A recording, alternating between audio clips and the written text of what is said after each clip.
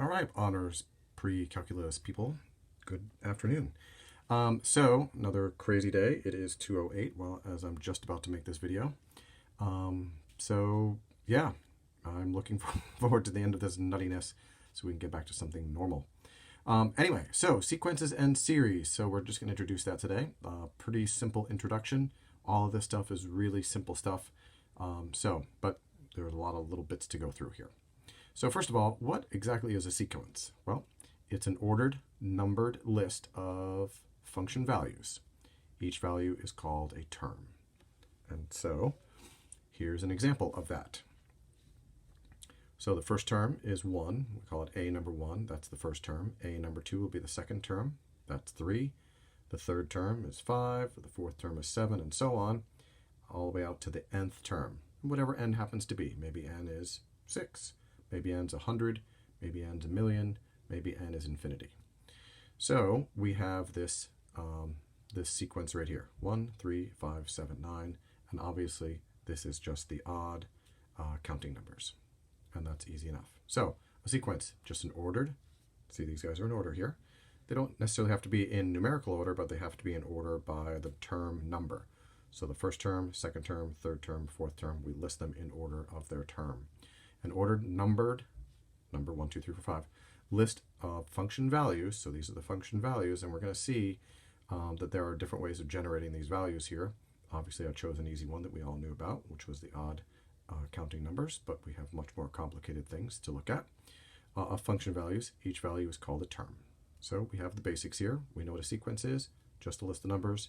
Each one is called a term, and we label them a number 1, a number 2, and so on.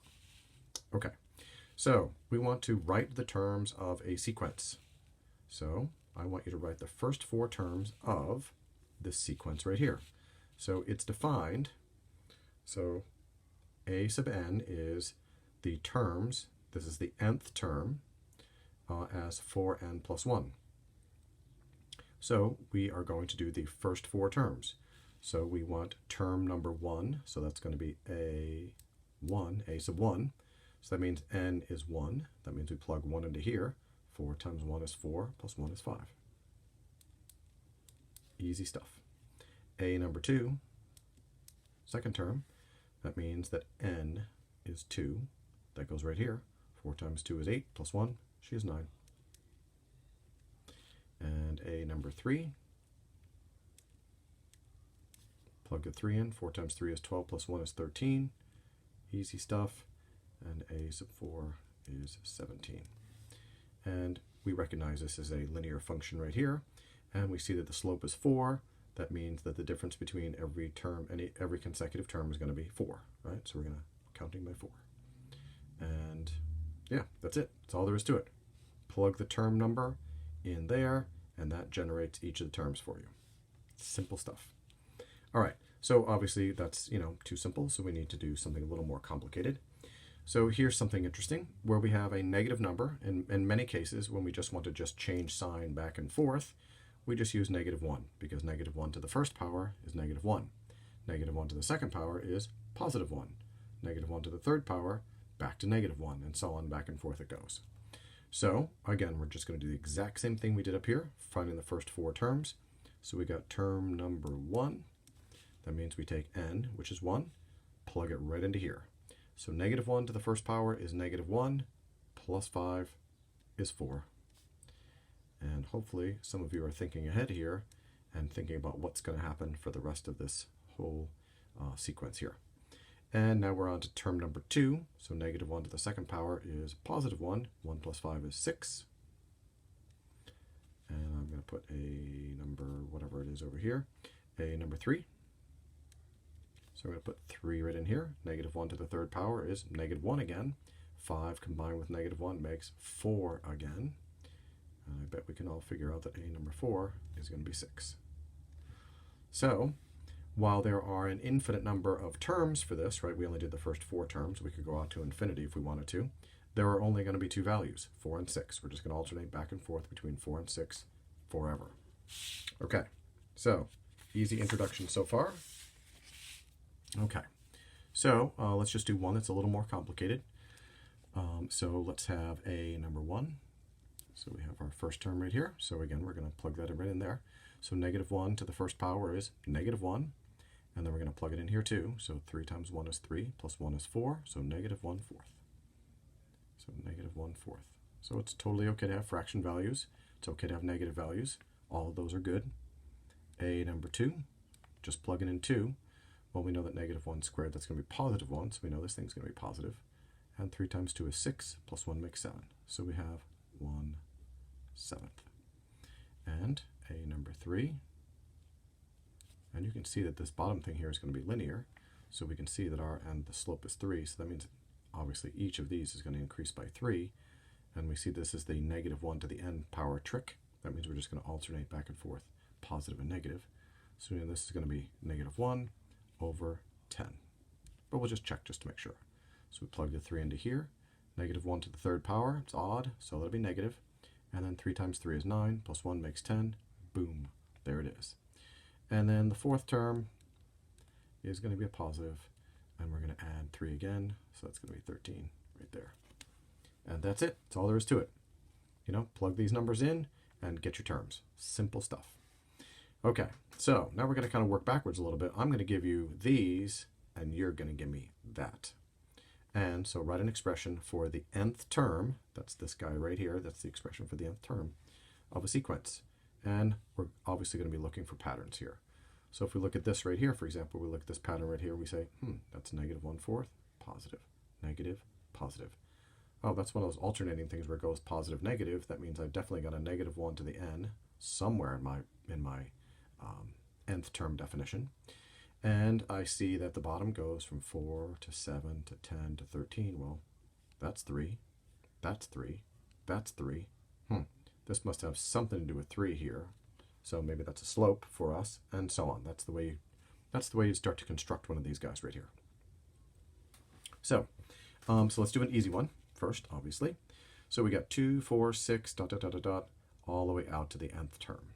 So we're going to define our nth term as, and remember what's happening here. We really have, and I'm just going to list the term down here, the term number.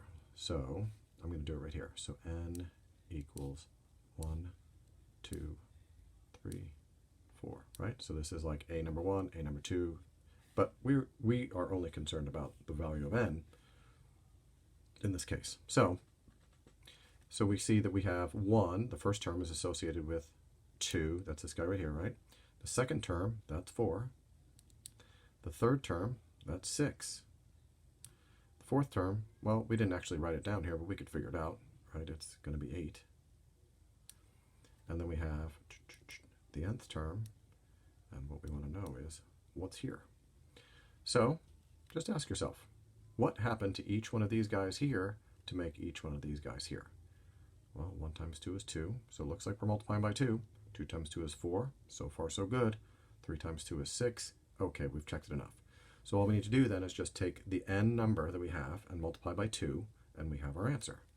So 2n is what we're really talking about here. So our little definition here for our sequence is a sub n equals 2n. Oops, didn't mean to go there. And there it is, done. So we'll write the expression for the nth term, and we did that. The nth term is 2 times n. All right, so something slightly more complicated, but not that much more complicated.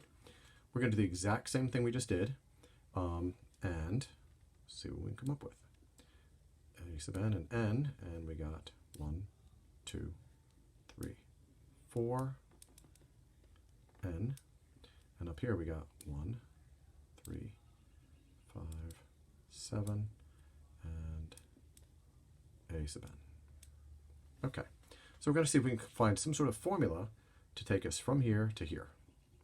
Well, from 1 to 1, well, that didn't really do anything. Did we just add 0? Did we multiply by 1? I don't know. It's hard to tell. So let's take a look over here. From 2 to 3, well, how did I get there? Maybe I added 1. All right, so 2 plus 1 is 3, but 1 plus 1 isn't 1, so just adding 1, that doesn't work. Well, let me see. I see that the difference between 1 and 3 is 2, and I remember being up here that the difference between these guys was all 3. Huh. Maybe it has something to do with multiplying by 3 in this case.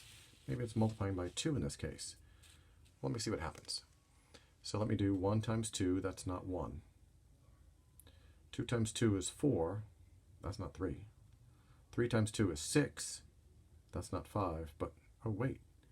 Each of these numbers, each of these times I multiplied by 2, I was 1 too big, right? 2 times 1 is 2, and if I take away 1, I got 1. 2 times 2 is 4, if I subtract 1, I got 3. 3 times 2 is 6, if I take away 1, I got 5. I think I figured it out. So my nth term is going to be 2n minus 1. And I can just check it on this one right here.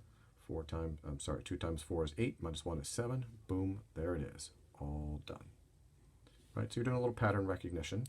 And I really recommend you set this thing up right here so that you can help yourself out a little bit. Okay, so let's jump to the next piece right here. So things are a little bit trickier here. So we go from 0 to 1 to 3 to 8 to 15. So we added 1, we added 2, we added 5, we added 7. Well, let's see if we can figure this out. So we got a sub n, and we got n, and we got 0, 1, 3, 5, 1, 3, try again, 1, 3, 8, not 5, 15, 24. I give you quite a few here because, you know, this wasn't quite so obvious.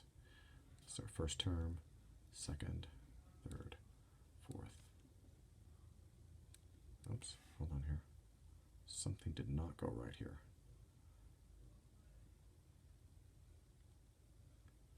One, two, three, four.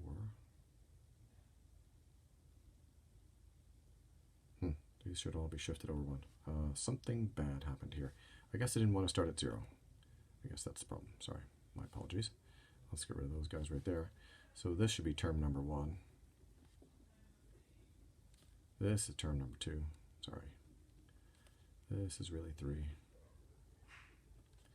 This is really 4. This is 5. Sorry, my apologies. And this is n right here. Okay, so this stuff didn't exist. Sorry about that. Okay, so here we are. So we got term number 1, number 2, number 3, 4, 5, and n. And this is the stuff we got up here. So what we notice here is that the difference between these two guys here is 2. Difference between these two is 5. Difference between these two is 7, 9. So something isn't quite working out here. This is not the same as those other ones were. But we see that it's getting bigger each time, right? 2, 5, 7, 9. What is it that's going on right here? So we know sometimes when things get bigger each time, or the difference gets bigger each time, maybe that has something to do with squaring, maybe. So let's see what happens if I square each of these guys. And yeah, this didn't go right. This is a 0 right here, isn't it? Yeah, this is 0. That was what the problem was. Yeah. Okay, so from 0 to 3 is 3. 3 to 8 is 5, 8 to 15 is 7, 15 to 24 is 9. That's why, that's better. Okay, so we see that each time the difference gets bigger. And that, I'm just going to get a little scrap paper. And that reminds me of back in the day when we had this guy right here. 1, 1, so the difference from here to here is 1. And then we go over here. So from here to here, it was 1. From here to here, it's 3. I can go up here. 1, 2, 3, 4, 5, 6, 7, 8, 9. Kind of squeeze it in there. And there we are up there. The difference between these two guys is 5. So, hey, this is part of a parabola. This is y equals x squared. So it must be maybe that I'm squaring some stuff here. So let's try that. So let me square 1. 1 squared is 1. Well, that's not 0. 2 squared is 4. Well, that's not 3. 3 squared is 9. Well, that's not 8. Ah, but each of these is 1 smaller than the thing it should be. 4 squared is 16, minus 1 is 15. Oh, that's it. 5 squared is 25, minus 1 is 24. So what we really are doing here is we're squaring the number here and subtracting 1. So our nth term is going to be square our number and subtract 1. So when the difference is constant, we know that we're working with some sort of constant multiplier. When the difference is expanding each time, maybe we're dealing with a power, squaring or cubing or something like that. Okay, so let's take a look at this group right here. And so we have a sub n, and we have n. And so here we are at 1, 2, 3, 4. And we have 2, negative 5, 10, negative 17, and here we have the number n, and we have the nth term. Okay, so again, the question is, what's going on here? Well, what I see here is I see positive, negative, positive, negative. So we know that there's definitely going to be some sort of negative 1 to the n power thing. And in fact, we see if we did negative 1 to the first power, that would actually be negative. So we need to do something about that. So we need to change that a little bit. So wouldn't it be great if this was negative 1 to the second power? So that would be positive. And we see that this one is negative, so wouldn't it be great if this was negative 1 to the third power? And this is even again, negative 1 to the fourth power. So already I see something that's going to be really useful here, and that's going to be negative 1 to the n plus 1. So that's going to be the way that we're going to be able to start with a positive and alternate back and forth, negative, positive, and so on. So we know that this is going to be part of our show right here. So then the rest of the question is, well, what's going on? So let's see the difference here. Let's take a look at the difference just between 2 and 5, not 2 and negative 5. Although 2 and negative 5 is fine too. So the difference between 2 and negative 5 is 7. From negative 5 to 10, that's 15. From 10 to negative 17, that's 27. So again, this is growing, right? It's not the same difference each time. It's growing each time. So again, maybe this is a squared sort of something or another. So let's take a look. Let's square the 1. Well, 1 squared is 1. Well, that's not 2. 2 squared is 4. Well, that's not 5. And we know that this is already going to take care of the sign of our thing here. So we just really need to know the rest of this. So 2 to the second power is 4. That's not 5. 3 to the second power is 9. Well, that's not 10, but 9 plus 1 is 10. 2 squared is 4. 4 plus 1 is 5. 1 squared is 1. Plus 1 is 2. Oh, all right. So I see what's going on here. So I'm just going to have to multiply this by my term squared, the number of my term squared, plus 1. So we got n squared plus 1. So again, it's going to take a little bit of analysis here for you to, recognize what the pattern is here and crack the code. But once you can do that, you're able to write this. And again, remember, this whole alternating thing means we're going to have a negative 1 to some sort of power. And if we want to start on an even or a positive power, or a positive, we need to do the n plus 1 trick. Okay, so many of you are familiar with the Fibonacci sequence, and I hope you are anyway. If you're not, there are the coolest properties that are associated with this. We have no time, of course, to go through any of that, but whole books can be written on the cool things that happen with the Fibonacci sequence. All right, so anyway, so Fibonacci sequence is just a sequence of numbers that starts at, we're going to say that our 0th term instead of our first term. We're going to say our 0th term is 1. Our first term is also 1. And then we're going to say that every term after that is going to be the sum of the term just before this one and the term before that one. So a given term is going to be the sum of the previous two, right? Here's our nth term. N minus 1 is the previous one. N minus 2 is the one before that. So if we want to find that, we just add up the previous two terms. Well, we've been given the first two terms here. So let's construct the Fibonacci sequence here. So we know that a sub 0, the 0th term is 1.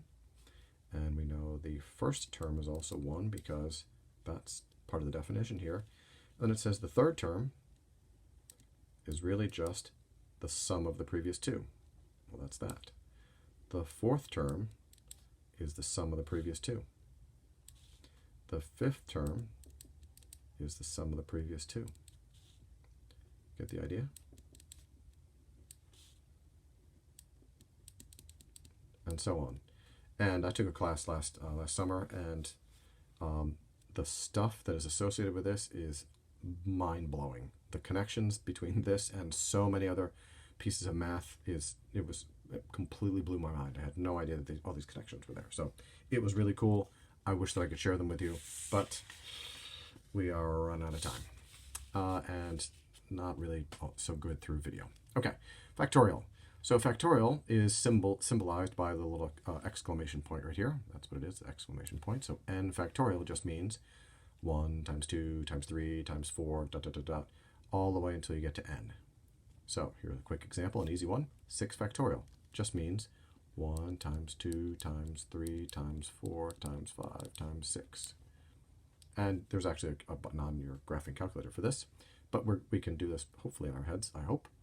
1 times 2 times 3, well, that's just 6. So that's easy enough. And I know that 4 times 5 is 20. I'm just kind of chunking this out here a little bit, and we got 6 here. So that's 6.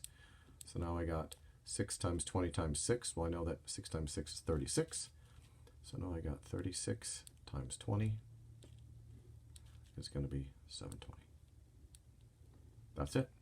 Factorial means just multiply all those guys together. That's it. Okay, write the first 4 terms of this thing right here. So we're back to writing the first 4 terms, but I just included a factorial thing, just so that we can be more complete here. So the first term, just going to plug in 1 for n in both places. So 3 to the first power is 3. 1 to the first power, 1 factorial is just 1 because it's 1 times, well, nothing. So we got 3 over 1, or 3. A number 2. So we're going to put 2 here and 2 here. So 3 squared is 9. And factorial, or 2 factorial, is just 2 times 1. It's just 2.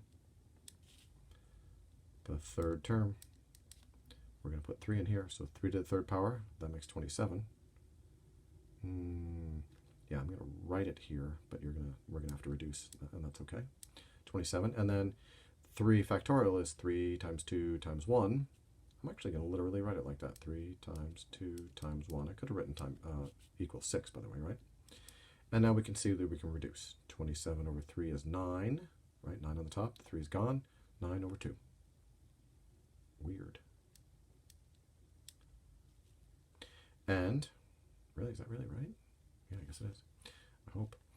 A sub 4, or the fourth term, is going to be 3 to the 4th power, which is 81. Over, and again, I'm going to write this as I did before. I'm going to write it in factored out form. So that's going to be 4 times 3 times 2 times 1. And not 4 and not 2 go into 81, so that's not a thing, but 3 does. And 3 goes into 81 27 times. So we're going to have 27 over 8. 27 over 8. And those are our terms. 1, 2, 3. First 4 terms of that sequence right there involving n factorial. Okay, evaluating with factorial. So it looks like we'd have to multiply all this crap out, multiply this out, and then do all the reducing. But I want to show you some trickery here. So 8 factorial is really 8 times 7 times 6 times 5 times 4 times 3 times 2 times 1 over 2 factorial, which is really just 2 times 1. And then there's 6 factorial right here. Let's take a look at that 6 factorial. What does 6 factorial mean? Well, 6 factorial means 6 times 5 times 4 times 3 times 2 times... Oh, that's cool, isn't it? That's actually all right here. 6 times 5, 4, 3, 2, 1. So instead of multiplying all this stuff out, if we write it out as factorial, then we can actually just cancel off all the stuff that we can cancel off. Boom, boom, boom. Right, all these guys just cancel off because they're all 1s. And then 8 divided by 2 is 4. And 4 times 7 is 28, and that is all I have to say about that. Here's another way to think about this. It's really the same thing, just instead of writing out all the factors. I know that 8 factorial is going to be associated with 6 factorial in the following way. Because I know that 8 factorial is 8 times 7 times 6 times 5, 4, 3, 2, 1. But this bit right here, 6 times 5 times 4, 3, 2, 1, that's just 6 factorial. So I can write 8 times 7 times 6 factorial over 2 factorial, which is just 2, times 6 factorial. Right? 6 factorials drop. 8 over 2 is still 4. 4 times 7 is still 28. It's the same answer, but just less writing. But the concept is important because you're going to see how important the concept is. Right here, this very same concept is made more abstract. So n minus 2 factorial. Well, we know that n factorial is 1 times 2 times 3 times 4, blah, blah, blah, blah, until we get to n. But I want to write this out just a little bit. Well, you'll get the idea. So 1 times 2 times 3, and I'm going to kind of stop right there. And then I'm going to go to times n minus 2. And then n factorial is going to be, again, 1 times 2 times 3, dot, dot, dot. Then I want to do a couple of terms leading up to n factorial. Well, n factorial we know is 6 times 5, 4, 3, 2, 1, and so on. But we notice that each of these guys here is 1 bigger than the previous one, right? Or 1 bigger than the last one. So here we have 1 bigger than that, 1 bigger than that, 1 bigger than that. So if we have n, and let's say n is like 10, if we want to, actually, that's not the way I want to say this. I'll just write it out. So we have n minus 2, and then we have n minus 1. So we're getting to the second to last one, and here we have times n, right? Because this is going to be, let's say this was up to 10, that would be 9, that would be 8, blah, blah, blah, blah, blah, right? So this is going to be 1 smaller, that's going to be 2 smaller, and so on. So we can use the same kind of concept that we just did just a moment ago right up here, right? Because we saw that 8 factorial was really the same as 8 times 7 times 6 factorial, right? We just wrote out the two terms and then said 6 factorial. We did it right there. We can do the same thing right here, same concept. So 1 times 2 times 3 times blah, blah, blah, blah, all the way up to n minus 2. Well, that's all right here, right? All n minus 2 right here. 1 times 2 times 3, dot, dot, dot, up to n minus 2. That's identical to the top. So the top part cancels off with this much of the bottom part, right? 1, 2, 3, n minus 2, 1, 2, 3, n minus 2, right? All multiplied together. So what's left on the top is a big 1. What's left on the bottom is 1 times those two guys. So we got 1 over n times n is n squared. N times negative 1 is n negative n. And that is what that is equal to when we simplify it. Okay, getting to the end. Well, sort of getting to the end. Sorry this video is so long, but it's a lot of content in a very, in a condensed way. All right, summation notation. So sigma, this is the capital letter sigma in the Greek alphabet. It is really the letter S, and S stands for sum. So if we're going to write the sum of some terms, what we're really saying is we're going to do term number 1 plus term number 2 plus term number 3, and really well, we'll talk about it in just a second. So we got I equals 1 to n, and so that means we're going to add up all the way to the nth term. And n could be any number, 5, 7, 3, a million, infinity. Any of those are fine. So let's get a chance to take a look at it right here.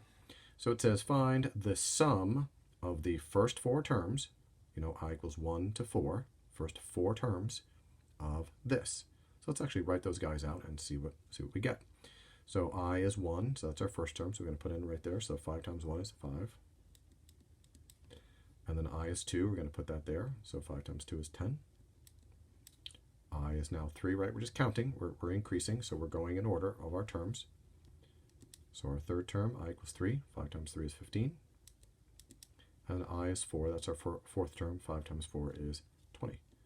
and we were supposed to stop at our fourth term, and we did. So here it is. So again, I'm going to do some tricky adding here. So 5 and 15 is 20, and 20 is 40, and 10 more makes 50.